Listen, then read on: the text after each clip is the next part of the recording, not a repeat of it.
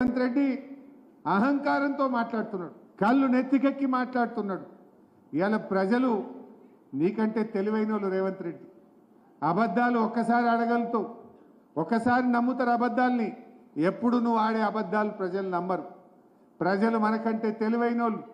నీ అబద్ధాలతో ఒకసారి గెలిచినావు. ఇవాళ రైతు బంధు ఎందుకేలే? ఇప్పుడు యాసంగి పంట ఫిబ్రవరి వచ్చింది. మా మెదక్లో రైతులు లేరా? మున్సిపాలిటీలో రైతులు ఉండరా?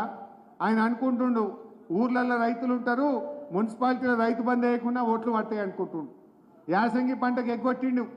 ఫిబ్రవరి నెల వచ్చినా ఇప్పటిదాకా రైతు బంధు డబ్బులు రాలే. బిడ్డ రేవంత్ రెడ్డి 11వ తారీఖులోగా రైతు బంధు రాకపోతే పట్టణాల్లో ఉండే రైతులు నిన్ను చీరి సింతగట్టరు. నిన్ను నీ కాంగ్రెస్ పార్టీ నీ సంగతి చెప్తారు రైతులు. నీ లాగుల తొండలు జొరగొట్టారు రైతులు.